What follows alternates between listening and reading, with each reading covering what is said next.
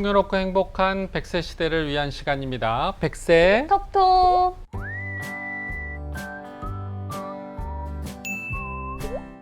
자, 오늘은 앞서 저희가 예고를 드렸기 때문에 네. 예고했던 대로 네. 이런 고령 친화식품들이 어떤 기술을 통해서 진짜 어떻게 바뀌는지 네. 그 프로세스들을 저희가 눈에 이렇게 그려지게끔 음. 한번 도와드리려고 합니다. 네, 흥미진진합니다. 그래서 이렇게 해가지고 이제 아버님한테 진짜 드릴 수도 있잖아요. 네. 자, 그럼 오늘 바로 단장님 소개 드릴게요. 어서 오세요. 네, 반갑습니다. 반갑습니다. 예. 저는 지난 시간에도 한번 나왔습니다. 네, 저는 한국식품연구원에 근무한 김범비라고 합니다.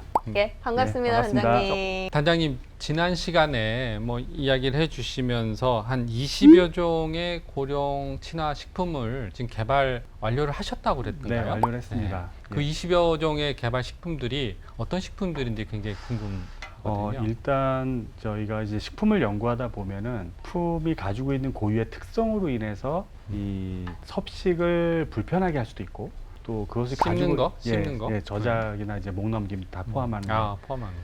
예, 그리고 또 그런 특성들로 인해서 또 편하게 먹을 수 있는 식품들이 있을 수 있겠죠. 그러니까 그러다 보니까 일반적으로 편한 음식들은 굳이 고령 친화식품의 범주에 들어갈 필요는 저는 없다고 보고요.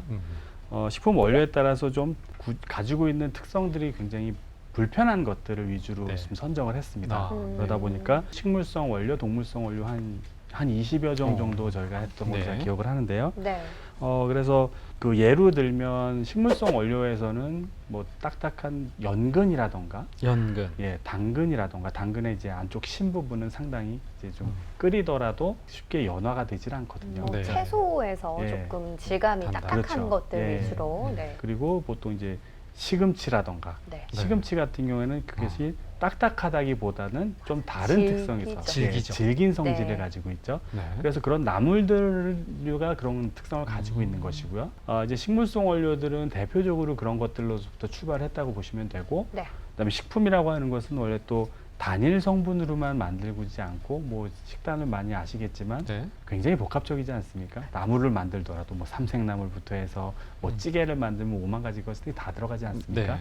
예, 그래서 그런 원료들을 하나하나 저희들이 발굴을 하고 선정을 하다 보니까 한 20여 종 정도가 됐고요. 네. 지금 말씀드린 식물성 원료의 동물성 원료 이외에 그 동물성 원료를 예를 들면 네. 이제 돼지고기라던가 돼지고기. 소고기, 네. 그다음에 오징어라던가 음. 생선이라던가 음. 수산물도 포함이 되죠. 네. 예, 그런 것들을 다 포함할 수도 있겠죠. 그러니까 이 뭔가 재료의 특성에 따라서 적용되는 기술이 좀 달라야 될 것 같거든요. 그렇습니다. 예, 예. 그럼 그 기술을 좀 접목시켜가지고 네. 저희가 한 예로 조금 풀어볼 수 있을까요? 네네. 지난 시간에 간략하게 좀 설명을 드린 바가 있는데 네. 일반적인 효소 반응을 통해서 식품의 그 물성을 그러니까 물리적 특성을 굉장히 먹기 좋게 만드는 네. 예, 그런 기술들을 활용하는 것을 일단 설명을 좀 드리면 네. 이제 딱딱한 당근이나 연근에다가 실제 감압 증기 기술을 통해서 감압해서 효소를 넣게 되면 그 안에서 조직들이 굉장히 부드럽게 됩니다. 그래서 이 효소들의 반응 시간이라던가 반응 온도 또 뭐 효소의 양이라던가 이런 것들을 조절함으로써 네. 실제 갖고 있는 그 단단함의 표현을 좀 쉽게 이제 드리다 예, 보니까 이제 예. 물성이라고 표현을 좀 드리겠습니다만 네. 이 물성들을 저희가 굉장히 그 세밀하게 조정을 많이 해봤습니다. 그러면 우리가 흔히 그 먹을 수 있는 그 당근의 경도가 있는데 당근이 그냥 우리가 얘기하는 그냥 젤리처럼 된다면 사람들이 당근이라고 보지 않겠죠. 그렇죠. 그렇죠. 예. 네. 그러니까 이 물성 그 경도를 완화하는 정도에도 식품의 특성에 따라서 그것을 조절하는 게 상당히 기술이 많이 들어갈 수밖에 또 없어요. 씹는 맛이 굉장히 그렇죠. 중요한데. 예. 어, 그래서 이 뭐 지금 먼저 좀 간략하게 설명을 드리면 저희가 주로 개발한 제품 중에는 김치류가 있어요. 깍두기라든가 동치미가 있는데 네. 사실 깍두기가 흔히 젊은 사람들은 아삭아삭함 네, 그런 그쵸. 걸로 인해서 그렇죠. 먹는 게 많이 네. 있는데 그것을 굉장히 연화시키다 보면 그냥 젤리처럼 되거나 흐물흐물 예. 된다는 말씀이죠. 그러면 아마도 노인들이 이거는 깍두기가 아니고 그냥 뭐 양갱인가 뭐 이렇게 느낄 수도 있겠죠. 또 너무 예. 그래서 깍두기 같은 경우에 많이 익으면 예. 맛이 없다고 그렇죠. 하잖아요. 예. 물론 그러다 그래서. 보니까 네. 그냥 흐물흐물하게만 흔히 얘기하는 그렇게 말랑말랑하게만 만든다고 해서 좋은 것은 아니고요. 일반적으로 먹다가 못 먹는 노인들이 갑자기 먹다가 못 먹는 그런 상황이 되기 때문에 그것을 먹고 있다는 느낌을 주기 위해서는 그 그 경도를 조절하는 기술이 상당히 중요하다고 네. 볼 수 있습니다. 어렵다. 예. 그러면 당근 같은 경우 예로 들어보면은 저희가 볶으면 조금 연해지잖아요. 한 그 정도 수준까지는 괜찮다고 보십니까? 아마도 이제 조리를 하시거나 이제 네. 식당에 가서 드셨을 때 이 가열 처리를 하거나 이렇게 조리를 하게 되면 상당히 연화된다라고 생각을 하시는 경우가 많이 있을 거예요. 네. 네. 근데 실제로 그 당근만을 가지고 뭐 물에 넣거나 이렇게 끓여 보시면 그렇게 연화가 되지 않습니다. 그러니까 겉에 부분에는 일부 좀 연화가 될 수는 있을지 모르지만 실제 당근이 가지고 있는 그 안에 부분의 힘들에 맞아. 갖는 경도들은 연화가 되지가 않아요. 모든 식품들이 그래요. 끓이면 굉장히 부드러워진다라고 느끼실지 모르겠지만 무를 한번 끓이시면 실제 겉에만 흐물흐물해지지만 실제 식감도 주지도 않고 그 딱딱함이 그대로 유지가 되는 거죠. 생각해보면 감자 삶았을 때 맞습니다. 들어가는지 이렇게 찔러보면은 맞습니다. 밖에는 포스 이렇게 들어가다가 안에는 좀 딱딱하잖아요. 그렇습니다. 그런 예, 말씀이시구나. 예, 그렇습니다. 네. 그렇게 하다 보니까 실제 노인들이 먹기 편하게 만든 그 기준, 네. 그 기준에 들어오지 않아요. 실제 조리를 한다고 하더라도. 그러니까 이것은 우리가 아무리 오랫동안 열 처리를 한다고 해서 고령자들에 적합한 식품이 되는 것이 아니다라는 거죠. 기술이 필요하다. 별도의 기술을 가미해야지만 어허. 이런 식품을 제조할 수 있다라는 것이죠. 근데 사실 저희가 당근을 예로 들어봤지만 생각해보면 당근이 좀 더 어려울 것 같고 상대적으로 고기는 좀 쉬울 것 같아요. 조금 연육 자궁을 실제로 하잖아요, 저희도. 예, 그렇습니다. 실제 이제 마트라던가 이제 슈퍼에 가 보시면 네. 연화제라고 하는 것이 이제 많이 판매가 되고 있지 않습니까? 네. 보통 고기를 그 양념에다가 흔히 재는다고 표현하죠. 그쵸. 예. 파인애플도 그렇게 해서- 들어가고. 그렇죠. 예, 그렇게 해서 한 연화제를 이틀을 재워놔야 네. 연화제를 같이 부드러워진다. 넣으면 원래 가지고 있는 식감보다 상당히 부드러워지죠. 네. 그죠. 근데 보시면 아시겠지만은 그것을 실제로 한번 측정을 해 보셔야 돼요. 그러니까 측정을 해 보시면 그것도 역시 고령자에 적합한 물성이 아니에요. 그러니까 특히 단백질이 많은 쇠고기라던가 네. 이런 것들은 열 처리를 과하게 할수록 흔히 우리가 식당에서 고기를 먹을 때 미디움. 미디움이나 뭐 미디움 러를 이렇게 많이 드시는 분이 계시죠. 네. 그만큼 이제 그 거기에 대한 그 물성들에 대한 선호도가 많이 차이가 나는 것이고 또 너무 많이 구워버리면 오히려 질겨지지 질겨요. 않습니까? 아, 예. 그렇구나. 예, 그런 것들을 조절하는 것이 필요한데 실제로 그런 가열 처리는 되지 않는 것이고 이제 연화제로서는 그게 이제 고령자에 적합한 수준까지는 되지 않더라라고 하는 것이 이제 저희들이 참 어렵네요, 생각보다. 굉장히 첨단 기술을 네.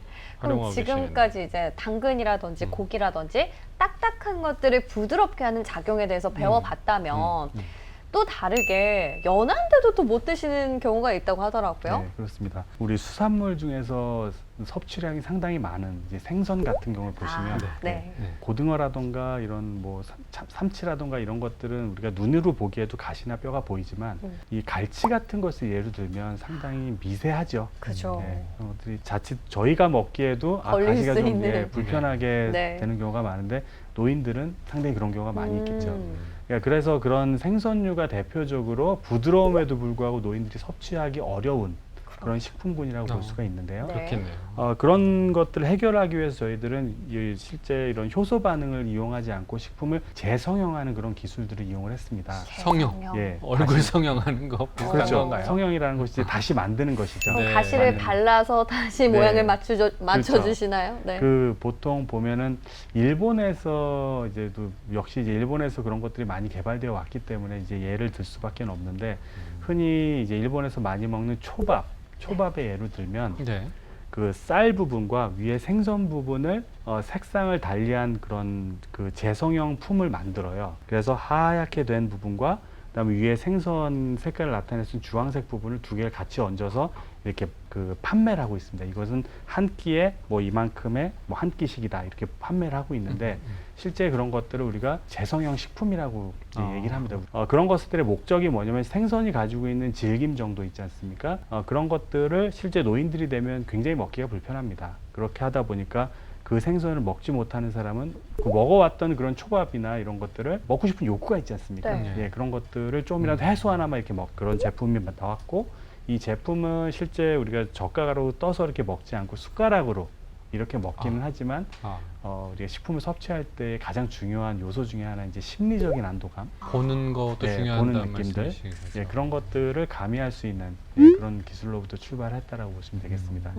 주로 이런 효소 반응이 적절치 않은 식품군들이 좀 몇 가지가 있어요. 네. 네. 그러다 보니까 생선도 가장 그런 일부분이고, 그다음에 또 효소 반응을 하게 되면 이미치가 나는 그런 원료들이 좀 있어요. 네. 이 무 같은 것들 실제 효소 반응을 하게 되면 그 가지고 있는 효소와의 그런 그 거기에 나오는 그 효소 반응액의 냄새를 좀 반영할 수도 있겠지만 저희가 네. 그런 것들을 보완을 해서 네. 그런 기술들을 활용을 하고 있습니다.